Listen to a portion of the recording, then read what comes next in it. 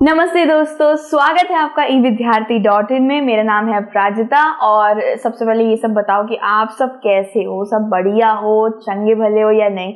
ठीक है। और यार एक चीज बोलना भूल गई, अप्पू की पाठशाला में भी आपका बहुत बहुत बहुत ज्यादा स्वागत है।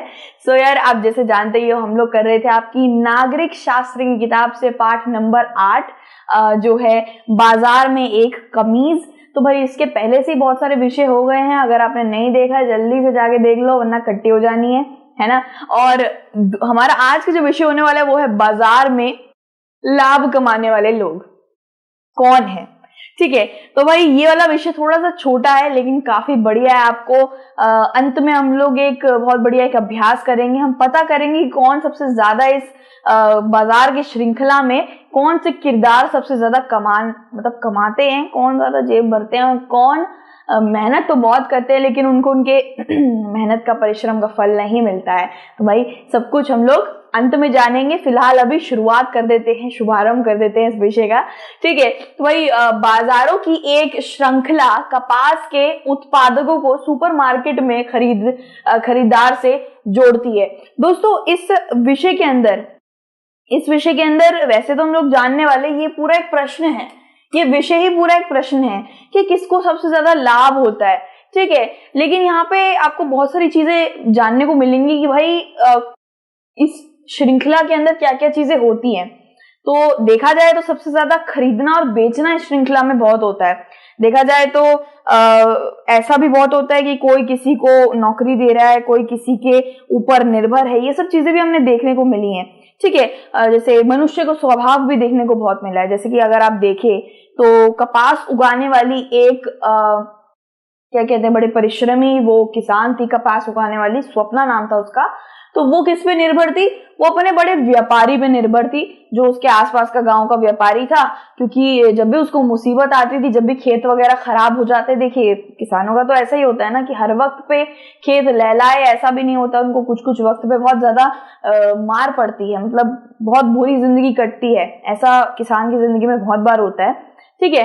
तो उसके लिए वो उनपे निर्भर थी कि भाई मेरे बच्चे की स्कूल की फीस दे देंगे, मेरे घर में जो भी किसी को इलाज करवाना होगा उसके पैसे, राशन वगैरह के पैसे। तो ऐसे बड़े बड़े व्यापारियों पे कपास के किसान जो होते हैं, कोई भी किसान होते हैं, वो लोग अपने इस बड़े बड़े व्यापारी या फिर लैंडलॉर्ड जिसको बोला जाता है, जिसके पास बहुत ज्यादा जमीन जायदाद होती है, कोई बड़ा इंसान, कोई शक्तिशाली व्यक्ति गाँव का, उस पर निर्भर होते हैं।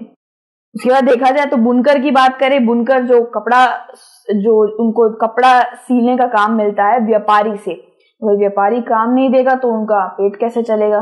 तो एक तरीके से व्यापारी उनका माई बाप है। ठीक है। अब व्यापारी को काम देने वाले लोग बहुत सारे हैं। ठीक है। व्यापारी भी किसी किसी पे निर्भर है। ठीक है। और फैक्ट्री जो कारखाना होता है, ठीक है, कारखाने का भी वही चलाना है, बहुत सारे लोग वहां काम करते हैं, मजदूर कर्मचारी काम करते हैं, उनकी तनख्वाह वेतन भी निकालनी है। तो कारखाने को अच्छे से अच्छा कपड़ा बना के विदेशी जो खरीदार होते हैं उनको देना पड़ता है। तो हर कोई एक दूसरे पे निर्भर है, हर कोई एक दूसरे से कुछ ना कुछ खरीद रहा है। अगर विदेशी व्यापारी और विदेशी खरीदार यहाँ से खरीद रहे हैं तो हम लोग उन्हें बेच रहे हैं। ठीक है। व्यापारी समझ लीजिए, जो व्यापारी था, बुनकर वाला व्यापारी की बात कर रही हूँ, विदेशी व्यापारी की नहीं, जो दूसरे लोगों को कच्चा कपड़ा देता है। ठीक है। दूसरे लोगों को देता है, तो उसकी बात कर रही हूं मैं। वो क्या करता है दोस्तों, वो भी किसी से सूती धागा खरीदता ही होगा, फिर जाके बुनकर को वो धागा लाके देता होगा कि ठीक है अब इससे तू कपड़ा बना दे। तो खरीदना बेचना। और हाँ, बुनकर ने भी करगा जानते हैं ना, जिसके ऊपर बनता है कपड़ा, वो भी किसी से खरीदा होगा। तो देखो, खरीदना बेचना इस पूरी श्रृंखला में आपने देखा होगा चलता रहा है। ठीक है। एक चीज मैं पहले बता दूं दोस्तों, ये जितने भी विषय हैं ना, सबको आप अच्छे से देखना, क्योंकि ये बिल्कुल ऐसे ही है। आधा जैसे हम लोग कुछ खाने का कुछ बनाते हैं ना बढ़िया सा, तो आधा खाने का बताया पूरा उसके अंदर है, आधा खाने का इसमें बताया है, आधा खाने का दूसरे विषय में बताया है। कुछ इस तरीके से ये पार्ट है दोस्तों। पहली सीढ़ी, दूसरी सीढ़ी, तीसरी सीढ़ी, ऐसे से करके ये पार्ट है पूरा, ऐसे एक एक करके सारे विषय बने हुए हैं। तो सारे विषय अच्छे से देखना, तभी आपको समझ आएगा। ठीक है। अब यहाँ पे एक श्रृंखला चली आ रही है। ठीक है। श्रृंखला में हर कदम पर खरीद बिक्री होती रहती है, ये मैं आपको समझा रही थी। ठीक है। इसके बाद यहाँ पे आप देख सकते हो कि किस तरीके से हम अपने पूरा का पूरा जब विषय मतलब सारे कर ही लिए हैं, पाठ खत्म होने को आ रहा है, तो किस तरीके से खूबसूरत सा एक कपास का जो पौधा है किस तरीके से आगे जाके इतनी सुंदर सुंदर ये बड़ी बड़ी दुकानों में जाके लग जाता है एक कमीज बनकर। तो ये पूरा का पूरा धीरे धीरे करके कमीज कैसे बनता है, कमीज में रंगाई होती है, बटन लगता है, ये सब एक एक करके हम सीढ़ी की तरह विषय विषय में पढ़ते आ रहे हैं, इसलिए सारे विषय पढ़ना जरूरी है। ठीक है, आइए याद करें कि वे लोग कौन थे जो खरीदने और बेचने की इस प्रक्रिया में शामिल थे।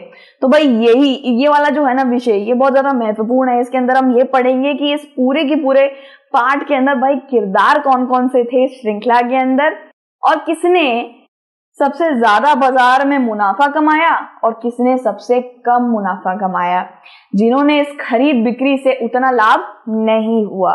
भाई मेहनत तो उन्होंने बहुत ज्यादा करी लेकिन उनको इतना लाभ नहीं हुआ जितना होना चाहिए था। आपको मैंने तस्वीर भी दे दिया भाई, आप पता लगा लीजिए। चलो पीछे मैं कराऊंगी लेकिन आप थोड़ा सा पता लगाने की कोशिश करिए इस तस्वीर से कि कौन व्यक्ति है। ठीक है, पता चली गया होगा, किसान है, कपास का किसान है, मेहनत बहुत करते हैं ये लोग, 3-3 4-4 महीने रुकना पड़ता है। मैंने आपको पहले भी बताया था कि कपास की खेती में बहुत परिश्रम, साथ ही साथ बहुत ज्यादा इंतजार लगता है। हमें लगता है कि कपास एक ही बार में सारी की सारी पौधे मतलब वो ब्लूम हो जाते होंगे, जिनको ऐसे कहते हैं एकदम चटक जाते होंगे।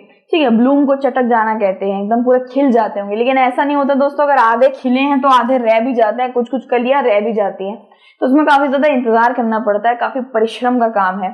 तो बहुत मेहनत करने के बावजूद उन्होंने बहुत कम कमाया। ठीक है, अब इस वाला जो ये हमारा आ गया है, ये मैंने, हाँ मुझे पता है मेरी ड्राइंग थोड़ी गंदी है, लेकिन मेरी जैसी भी है भाई, चला लो उस ड्राइंग को। और यार मैं एक बताना चाहती हूँ, ये जैसा मैंने टेबल बना रखा है ना, ये वैसा ही टेबल आपके किताब के अंदर भी है, आप उसमें भी भर सकते हो मेरे साथ साथ, और आप अपने तरीके से अपने तरफ से भी भर सकते हो। ठीक है, तो भाई यहाँ पे लिखा हुआ है कि बाजार में अधिक लाभ कमाने वाले लोग, और नीचे की श्रेणी में लिखा हुआ है कि बाजार में अधिक लाभ ना कमाने वाले लोग। तो भाई 3-3 हमें भरने हैं, इसके जल्दी से भर डालते हैं। ठीक है, अब यार सबसे पहला है बाजार में अधिक लाभ कमाने वाले लोग, तो 3 किरदार इधर हैं, 3 किरदार इधर हैं, तो सोचना पड़ेगा, सोचने दो। तो यार पहले पे अगर मैं किसी को डालना चाहूंगी तो वो होगा विदेशी जो खरीदार होते हैं ना, मैं उनको डालना चाहूंगी, क्योंकि वो खरीदते तो भारत से बड़ा सुंदर बढ़िया गुणवत्ता की मतलब क्वालिटी वाला कपड़ा खरीदते हैं, और वहां जाके टैग वगैरह थोड़ा सा ऐसे होता नहीं, जैसे मम्मी ने बढ़िया सा खाना बनाया और मैंने आके ऐसे बस ऐसे धनिया पत्ती छिड़क दिया, मैंने बोला मैंने बनाया है, और मम्मी मुझे ऐसे देखेगी तूने बनाया है। तो पूरी मेहनत वो करके चली गई, मैंने बस धनिया पत्ता छिड़क दिया। तो बिल्कुल वैसी ही बात है ये दोस्तों की भारत से पूरा कपड़ा अच्छे से बन के वहां जा रहा है और वो लोग बस धनिया पत्ता छिड़क दे रहे, मेरा मतलब टैग वगैरह लगा दे रहे, गुची लुई विटॉन ऐसे लगा के अपने शोरूम में लटका दे रहे हैं और भाई महंगे दाम में बेच रहे हैं। जैसे हमने एक विषय के अंदर करा भी था, शायद से पिछले वाले विषय में ही करा था, कि किस तरीके से एक विदेशी खरीदार सिर्फ 900 रुपए एक कमीज पे लगाता है और उतना ही वसूल करता है, उतना ही मुनाफा भी करता है। ठीक है, एक लेके चलते दोस्तों, ये मेरी बोतल है। ठीक है, अब इस बोतल का भाव मतलब इसको मैंने बना दिया है, इसको मैंने बनाया है, असली मैंने मजे में लेना, मैंने बनाया है इसको 50 रुपए में। तो कोई मुझसे खरीदने आया, बोला कितने में दे रहे हो, तो मैं बोलूंगी 50, तो मैंने अपने जेब से लगाए, 20 रुपए ज्यादा मुनाफा ले लेते, तो 70 रुपए की बाटली भाई आपकी हो गई। अब ठीक है, वो मुझे दे भी देगी और मैं उसको बोल भी दूंगी कि भाई 50 तो मेरे ही लग गया, 20 रुपए का तो मुनाफा दो। यहाँ पे विदेशी जो व्यापारी होते हैं भाई, वो लोग तो 900, अगर उन्होंने 900 लगाए हैं तो भाई पूरा वो 900 और ज्यादा बढ़ाकर उसी का मुनाफा ले रहे हैं। मतलब तुम 900 लगाओगे तो पूरे 900 का मुनाफा लोगे। 1800 की एक कमीज बेच रहे थे वो लोग, तो सबसे पहली श्रेणी में तो मैं नहीं डालूंगी। ठीक है, यहाँ पे हम लोग लिखते हैं दोस्तों विदेशी लोग लिख दूं, नहीं विदेशी व्यापारी लिख देते हैं दोस्तों, थोड़ा छोटा छोटा लिखूंगी मैं, यहाँ थोड़ी जगह नहीं है। विदेशी व्यापारी पहले पे आता है भाई, बहुत मुनाफा करते हैं ये लोग। ठीक है, सस्ते में भारत में जानते हैं ये लोग कि भारत में कपास की खेती बहुत अच्छी होती है, बहुत सुंदर और साफ और गुणवत्ता वाली क्वालिटी का कपास यहाँ पर मिलता है, और उसी का फायदा उठा के ये लोग खरीद लेते हैं उसे। और एक चीज और बताना चाह रही थी दोस्तों कि कपास भारत में सस्ता भी बहुत है। इसको कपास का कपड़ा वपड़ा जो भी बना रहे हैं उसको बनाने वाले मजदूर भी बड़े सस्ते हैं, बड़े कम पैसों में काम करते हैं, वो हम यहाँ पे लिखेंगे।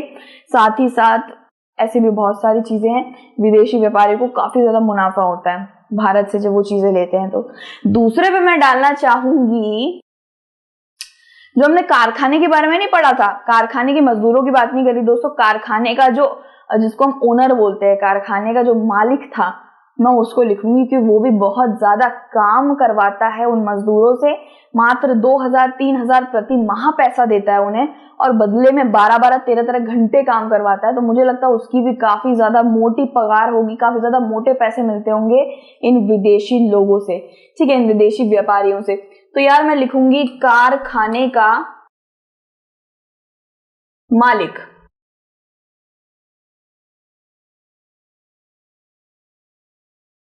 इसी को डालूंगी, इसी बागड़ बिल्ले को डालूंगी मैं। तीसरे पे मैं लिखना चाहूंगी व्यापारी का नाम, ठीक है।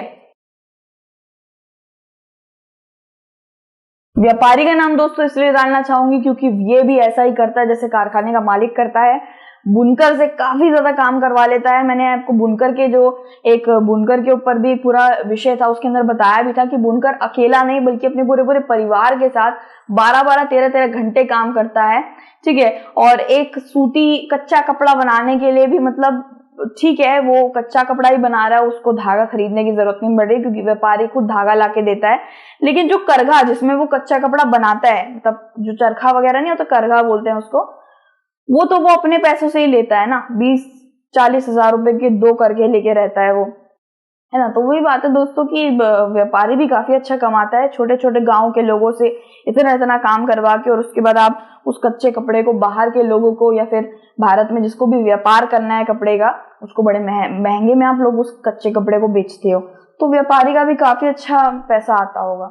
इसके बाद बाजार में अधिक लाभ न कमाने वाले लोगों की हम लोग बनाएंगे भाई यहाँ पे लिस्ट। तो सबसे पहले पे मैं डालना चाहूंगी कपास के किसानों को। यहाँ पे हम लिख देते हैं भाई कपास के, क्योंकि 3,000 रुपए उनको 3 से 4 महीने इतनी ज्यादा मेहनत करने के बाद, इतना कपास को बोने के बाद, उसको उगाने के बाद, उसको एक एक करके जटक जाते हैं के वक्त का इंतजार करने के बाद फिर उनको ऐसे ऐसे करके लेना, लेकर ढो के आना, सिर्फ उसका उनको 6,000 रुपए मिलता है। 6,000 में से भी 3,000 उनके कट गए थे क्योंकि उन्होंने एक उधार लिया था ब्याज पे उस व्यापारी से, मतलब जो भी वहां का बड़ा गांव वाला था उससे। तो 3 महीने 4 महीने अगर आपको मैं काम करवाऊं, ठीक है, 60 से 80 दिन काम करवाऊं और फिर आपको हाथ में से 3,000 रुपए दूं, क्योंकि यार आज के वक्त पे 2022 के वक्त पे काम, ठीक है लोग करते हैं काम, शायद लोगों को बहुत कम तनख्वाह मिलती भी है, लेकिन 3,000 बहुत ही ज्यादा कम है यार। आप थोड़ा सोच के देखो, 3,000 तो शायद हम लोग 3 या 4 दिन के अंदर भी बहुत सारे लोग 3,000 ऐसे उड़ा देते हैं, पता नहीं चलता है। सच में बता रही हूँ, 3,000 के आजकल के वक्त पे है काफी ज्यादा, मैं मानती हूँ काफी ज्यादा उसको माना जाता है, काफी चीजें उससे आ सकती हैं खाने पीने की। एक गरीब के लिए तो 3,000 बहुत मायने रखता है, लेकिन एक गरीब भी यही सोचेगा कि मैंने 3-4 महीने मेहनत कर दी और 3,000 रुपए तो बहुत ही ज्यादा कम है। तो पहले पे कपास के किसानों को डालना चाहूंगी, दूसरे पे मैं डालना चाहूंगी मजदूरों को, काम जो कारखाने में जो काम कर्मचारी थे मैं उनको डालना चाहूंगी कि दोस्तों वो भी काफी कम पैसे कमा रहे थे। टेलर जिसको सबसे ज्यादा पैसे मिल रहे थे एक महीने के, प्रति माह के 3,000 रुपए उसको मिल रहे थे। बटन लगाने वाले को, धागा वागा काटने वाले को 1,500 रुपए, जो चेक करने वाला होता है, ध्यान रखने वाला कि कपड़े में कोई खराबी तो नहीं है, उसको प्रति माह 2,000 रुपए मिल रहे थे। और प्रेस करने वाले को, इस्त्री करने वाले को प्रति शर्ट, प्रति कमीज उसको सिर्फ 1.5 रुपए मिल रहे थे, 1.5 रुपए। तो ये बहुत ही ज्यादा कम है, क्योंकि मैंने आपको पिछली वाली वीडियो में भी बताया था, मैं और मेरा परिवार एक बार खाने पीने गया था तो बड़े आराम से 1,700 रुपए लग गए थे। तो यार इनको तो ये प्रति माह का मिलता है, सोचो उसमें खाना, राशन, बिजली, दूध, दवा और सब्जी, फल कि कौन कैसे कैसे, मतलब ये लोग तो शायद कपड़ा भी नया नहीं खरीदते होंगे, त्योहार भी नहीं बनाते होंगे, उसका भी पैसा बचाने का सोचते होंगे कि इससे घर की सब्जी आ जाएगी। सच में ये होता है, क्योंकि एक जो मिडिल क्लास इंसान है, मतलब जो एक आम आदमी है, उसकी जिंदगी सच में बहुत ज्यादा बदतर होती है, खराब होती है। और 2 से 3 हजार रुपए में अगर आप बोल रहे हो कि 31 दिन चला लो भाई, इसमें तो बड़ी मुश्किलात है। और बेचारे ये नौकरी छोड़ भी नहीं पाते हैं, क्योंकि बेरोजगारी हो जाएगी, रोजगार इतनी जल्दी इनको मिलता नहीं है, क्योंकि ज्यादा पढ़े लिखे भी नहीं होते हैं, इसलिए छोटे छोटे काम करें, लेकिन उनको उनकी मेहनत के पैसे तो पूरे पूरे मिलने चाहिए, है ना भाई। तो कपास के किसान के बाद भाई मैं कारखाने के कर्मचारियों का नाम डालना चाहूंगी।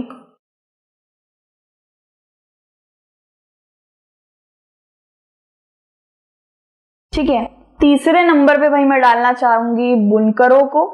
बुनकरों को इसलिए दोस्तों क्योंकि वो भी एक व्यक्ति नहीं बल्कि पूरे परिवार एक उस कपड़े को, जो भी व्यापारी ने जितना भी कपड़े का ऑर्डर दिया होता है, उसको बैठ के वो 12-12 घंटे प्रति पूरा एक महीने 12-12 घंटे बैठ के बना रहे होते हैं, और सिर्फ वो एक का पैसा मिलता है। वो तो बोलेगा भाई मैंने थोड़ा ना बोला था कि परिवार को काम करवाओ, एक का पैसा बोला है, लेकिन वो जो बुनकर है वो तो कोशिश करता है ना कि जल्दी से जल्दी मैं दे पाऊं कपड़ा बना के, तो उसको पूरी परिवार का ही लेना पड़ता है समर्थ, और उसको भी 3-3.5 हजार से ज्यादा बुनकर को नहीं मिलते हैं। तो मेरे हिसाब से बुनकर होगा तीसरे नंबर पे।